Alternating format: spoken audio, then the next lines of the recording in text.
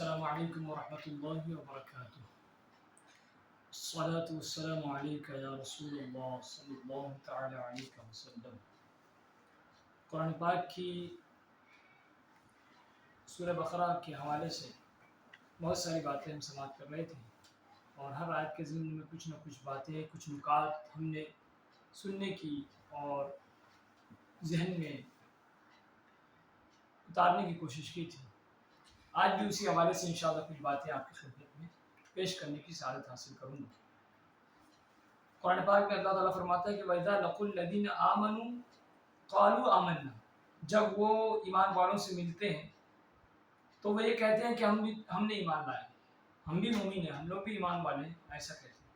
وَإِذَا خَلَوْا إِلَىٰ شَيَاطِينِهِمْ، اور جب اپنے شیطانوں کے پاس اکیلے ہوتے ہیں، جب اپنے شیطانوں کے پاس ہوتے ہیں، وہ اپنے دوستوں کے پاس ہوتے ہیں، اپنے شیطانوں کے پاس، تو پھر قَالُوا إِنَّا مَعَكُمْ، وہ ان سے کہتے ہیں کہ نہیں، ہم تو تمہارے ساتھ ہیں، ہم تمہارے عقیدے پر ہیں، ہم تمہاری بات کے قائل ہیں، ہم تمہیں صحیح مانتے ہیں، یہ کہتے ہیں۔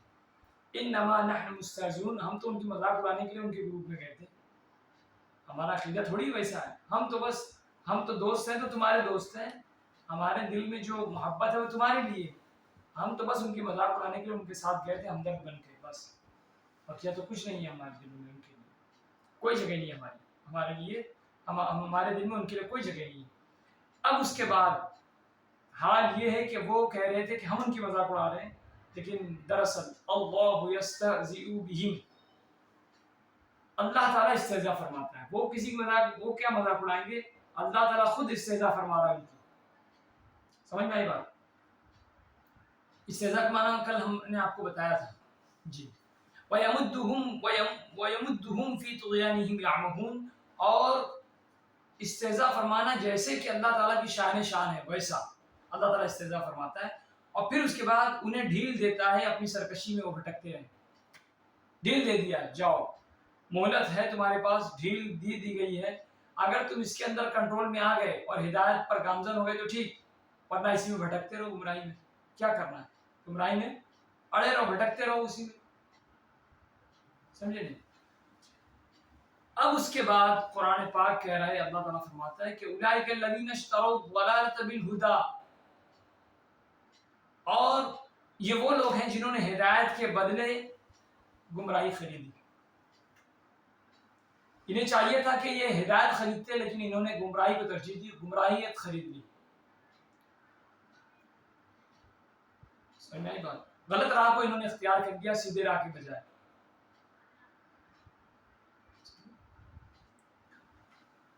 فما ربحت تجارتهم، تو اب جو ہے تو ان کا سودا کچھ نفع نہ لایا،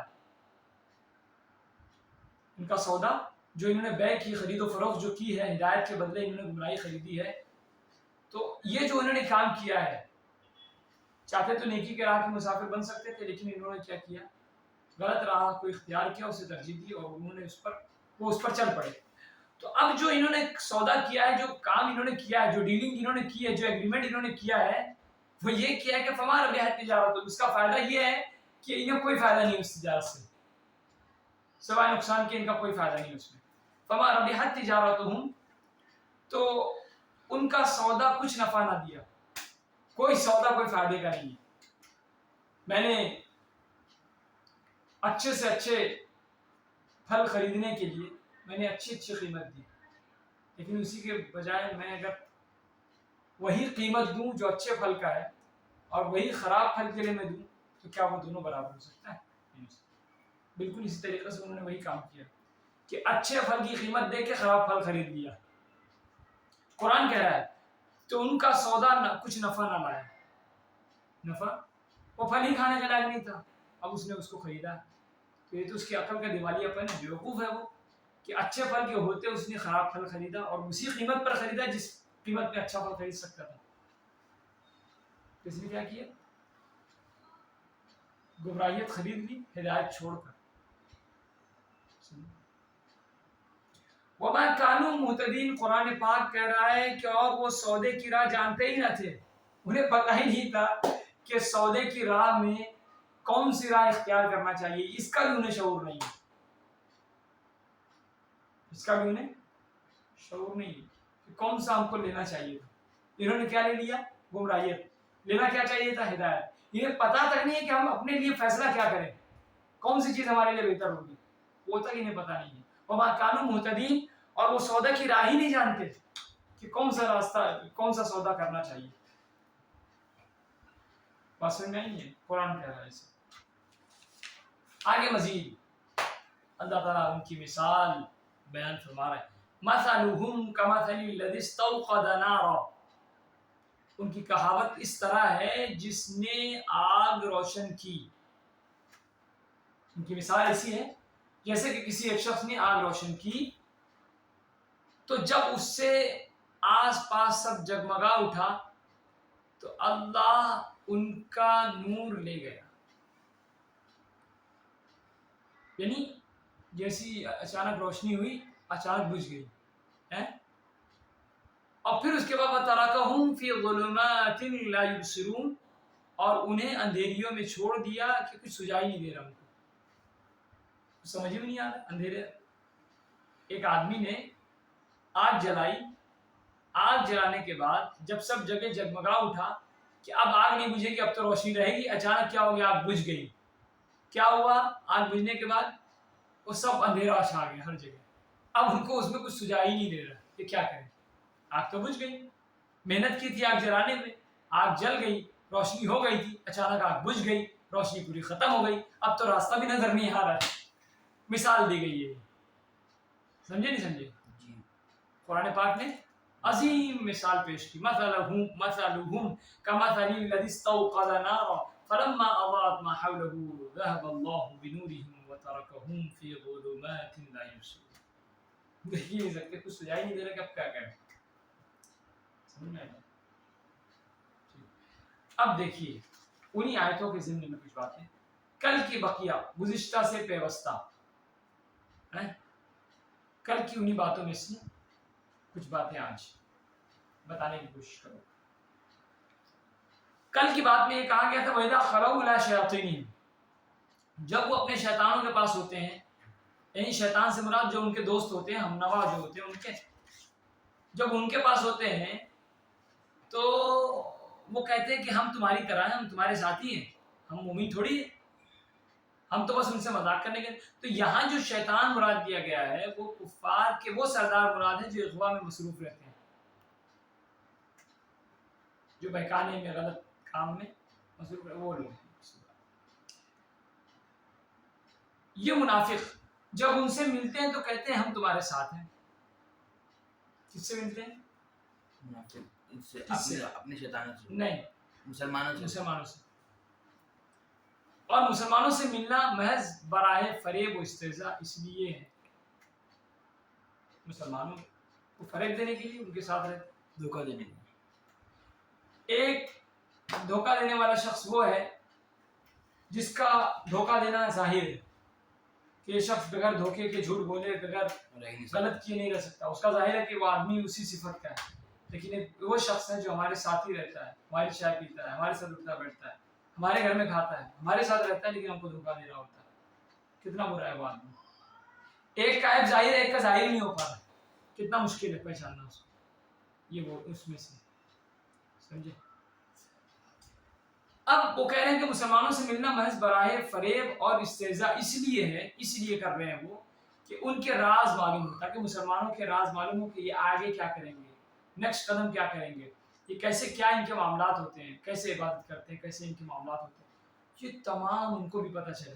راز جاننے کے لیے جو مسلمانوں کے درمیان میں رہتے ہیں, بس خالی راز جاننے کے لیے, تاکہ راز جان جائیں تو مسلمانوں کے مد مخالف کیا قدم اٹھا سکتے ہیں, کیا غلط کر سکتے ہیں, وہ کرنے کے لیے تیاری کریں. اسی لیے راز جاننے کے لیے تمام کام کرتے ہیں, تاکہ کچھ نئے حربے استعمال کر کے مسلمانوں کو گمراہ کر سکیں.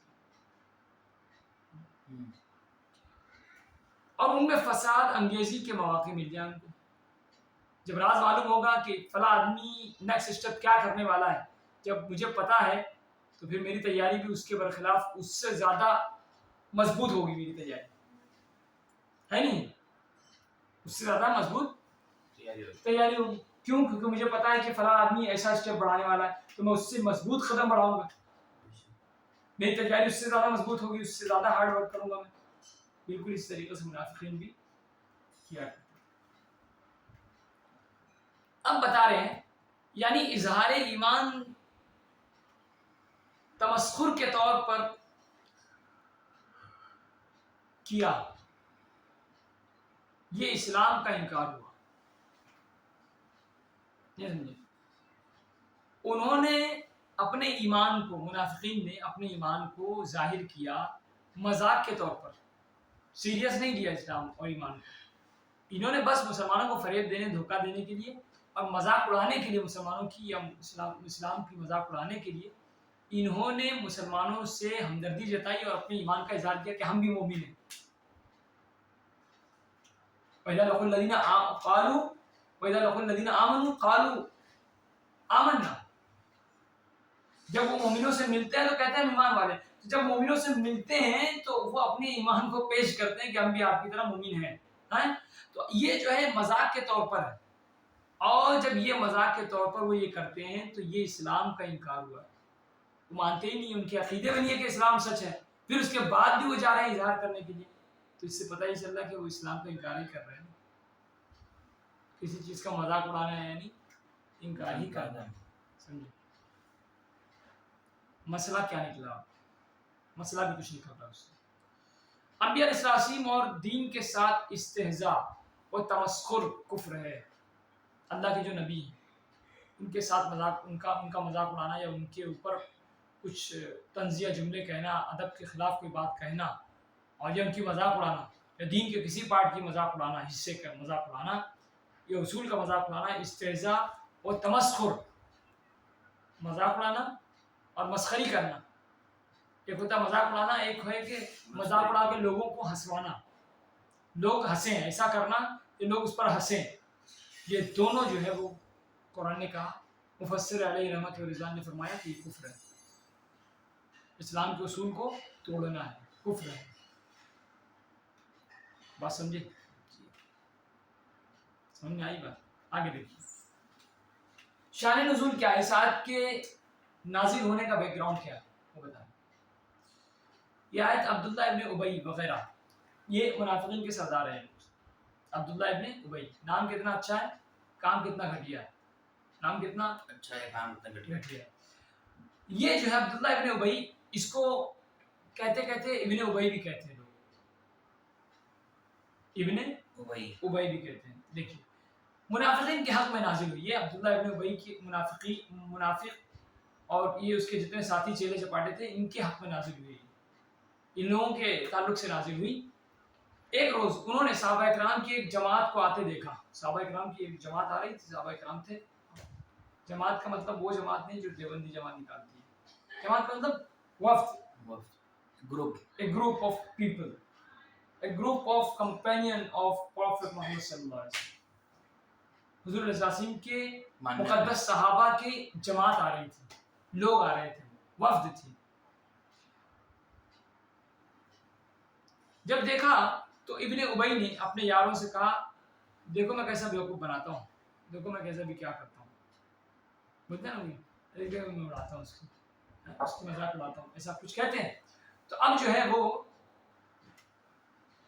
جو ہے اس نے کہا کہ دیکھو ذرا اب میں کیسے کیا کرتا ہوں، دیکھو کیسے ان کو بیوقوف بناتا ہوں. ایسا کس نے کہا؟ ابن ابی نے اپنے یاروں سے، اپنے دوستوں سے، چیلے چپاٹوں سے کہا کہ دیکھو میں صحابہ کرام کو کیسے بیوقوف بناتا ہوں. جب وہ حضرات صحابہ کے قریب، وہ حضرات قریب پہنچے، یعنی صحابہ کرام جو ہے وہ عبداللہ ابن ابی جو ہے وہ راستے میں ہی تھا، وہ قریب پہنچے، اپنا راستے سے جا رہے تھے، وہ قریب پہنچے ابن ابی کے. تو ابن ابی نے پہلے جناب حضرت صدیق اکبر رضی اللہ تعالیٰ عنہ کا دست مبارک اپنے ہاتھ میں لے کر آپ کی تعریف کی. اور حضرت خیریت ہے، کیسے ہیں آپ، بڑے مزاج سب، یعنی جو بھی اپنے الفاظ میں چھیڑنا چاہا اور مذاق اڑانا چاہا، تعریف کرنا چاہا، وہ کیا. وہ کبھی کبھی آدمی کسی کی تعریف کر کے بھی اس کی مذاق اڑاتا ہے نا. تو یہ تعریف کر کے اصل میں مقصد کیا تھا؟ اڑانا، مذاق اڑانا مقصد تھا. تو تعریف کر کے اڑا رہا تھا، سمجھے. تو اب جو ہے وہ آپ کی تعریف کیا ابن ابی نے. پھر اسی طریقے سے حضرت عمر رضی اللہ تعالیٰ عنہ اور حضرت علی رضی اللہ تعالیٰ عنہ کی تعریف کی، ان کا بھی ہاتھ پکڑا، ان کی تعریف کی، ان کی بھی تعریف کی، اس طریقے سے تعریف کی۔ حضرت علی رضی اللہ عنہ نے فرمایا کہ اے ابن ابی خدا سے ڈر۔ تعریف تو کر رہا ہے، وہ صحابہ تھے، اللہ کے رسول کے صحابہ تھے، وہ مقدس ہستی کے صحابہ تھے، اور پھر جب ان سے حضور سے فیض مل گیا تو ان کو سب معلوم تھا کہ یہ کون آدمی ہے نا۔ تو چنانچہ جناب علی رضی اللہ عنہ نے فرمایا، علی مرتضی رضی اللہ عنہ نے فرمایا کہ اے ابن ابی خدا سے ڈر اور نفاق سے باز آ۔ نفاق سے جو دل میں ہے اس سے باز آ، اپنی حرکت سے باز آ، یہ فالتو کام مت کر، تو باز آ اپنی حرکت سے۔ اب اس کے بعد جو ہے، کیونکہ منافقین بدترین خلق ہیں، منافق جو ہے بدترین مخلوق ہے، کھاتے پیتے ہماری طرح، لیکن ان کو تمیز اور شعور نہیں ہوتا کہ جس خالق کا ہم کھا رہے ہیں کم سے کم اس کے بن جائیں، تو بدترین مخلوق ہیں منافقین۔ تو اب جو ہے اس پر وہ کہنے لگا کہ یہ باتیں ڈر یا نفاق سے نہیں کہی گئی ہیں۔ حضرت علی رضی اللہ عنہ نے فرمایا کہ اے ابن ابی ڈر، خدا سے ڈر۔ تو یہ اس نے جواب دیا کہ یہ ڈر، اور پھر اس کے بعد جو ہے نفاق سے باز آ، جو حضرت علی نے فرمایا کہ نفاق سے باز آ، خدا سے ڈر، نفاق سے باز آ۔ اس نے اس کے جواب میں کہا کہ یہ باتیں ڈر اور نفاق سے نہیں کہی گئی ہیں، جو میں نے کہا ہے آپ کی تعریفیں کی ہے، وہ میں نے کچھ ایسا ڈر اور نفاق کی وجہ سے نہیں کہا ہے۔ کس نے کہا یہ؟ ابن ابی نے۔ ابن ابی نے، بخدا ہم آپ کی طرح مومن صادق ہیں، خدا کی قسم ہم آپ کی طرح مومن صادق ہیں۔ کون کہہ رہا ہے؟ ابن ابی کہہ رہا ہے۔ کس سے کہہ رہا ہے؟ حضرت علی سے۔ جب یہ حضرات تشریف لے گئے، یعنی حضرت ابوبکر صدیق، حضرت عمر، حضرت علی رضی اللہ تعالیٰ عنہ نا، سمجھے؟ یہ جب تشریف لے گئے تو اب جو ہے وہ اپنے یاروں میں اپنی چال بازی پر فخر کرنے لگا۔ جیسے وہ رک گئے، اس کے بعد وہ کہا کہ دیکھو میں کیسے مذاق اڑاتا ہوں۔ اب ان سے مخاطب ہو گیا، لوگ تو گئے، اب جانے کے بعد جو ہے وہ ان سے مخاطب ہو گیا، دیکھو کیسا ہوا، دیکھے نا کیسے اڑایا میں، کتنی مذاق اڑایا ان کی، کیسے ان کو آڑا تو لیا میں نے، بولتے ہیں نا اپنی زبان میں۔ ہاں، تو اب اس پر فخر کرنے لگا کہ دیکھو تم سمجھ نہیں سکو گے، میں کمال کی چیز ہوں، بہت اونچی چیز ہوں، سمجھ سے باہر ہوں۔ اپنی فخر کرنے لگا، شیخی بگاڑنے لگا کہ میں نے جو دیکھو کیسے ان کی مذاق اڑائی۔ اس پر یہ آیت کریمہ نازل ہوئی کہ منافقین مومنین سے ملتے وقت اظہار ایمان و اخلاص کرتے ہیں، اور ان سے علیحدہ ہو کر اپنی خاص مجلسوں میں ان کی ہنسی اڑاتے اور استہزاء کرتے ہیں۔ یہ آیت نازل ہوئی کہ جب وہ مومنوں کے ساتھ ہوتے ہیں تو اظہار اخلاص اور اظہار ایمان کرتے ہیں مومنوں کے درمیان، لیکن جب وہ مومنوں سے الگ ہوتے ہیں اور اپنی مجلس میں ہوتے ہیں تو پھر اس کے بعد وہ مومنوں کی ہنسی مذاق اڑاتے ہیں۔ اس طریقے سے مومنوں کی اسلام کو مذاق اڑاتے ہیں، وہ مومنوں سے ٹھٹا کرتے ہیں، ہنسی مذاق کرتے ہیں۔ اس کے بعد اسی سے یہ مسئلہ معلوم ہوا کہ صحابہ اکرام اور پیشوا یعنی دین کا تمسخر اڑانا کفر ہے۔ دین کے علماء کا مذاق اڑانا، مشائخین و سادات کا مذاق اڑانا، اور صحابہ اکرام کی مذاق اڑانا، یا وہ لوگ جو ہمارے بزرگ ہیں، ہمارے اسلاف ہیں، جن سے اسلام ہمیں ملا ہے، اگر ان کی کوئی مذاق اڑاتا ہے تو یہ کفر ہے۔ اصل میں ان کی مذاق اڑانا گویا کہ اسلام کی مذاق اڑانا ہے۔ کیوں؟ کیونکہ وہ اسلام کے نمائندہ ہیں، اسلام کے نمائندہ ہے، ریپرزینٹ کرتے ہیں اسلام کو۔ اگر ان کی مذاق اڑا رہے ہیں تو اس کا مطلب ہم اسلام کی مذاق اڑا رہے ہیں۔ کیوں؟ وہ بات اسلام کی کر رہے ہیں، لہٰذا اب وہ اسلام کی مذاق۔ بات سمجھ میں آئی؟ اور کچھ پڑھائیں؟ ختم۔ جزاکم اللہ، السلام علیکم۔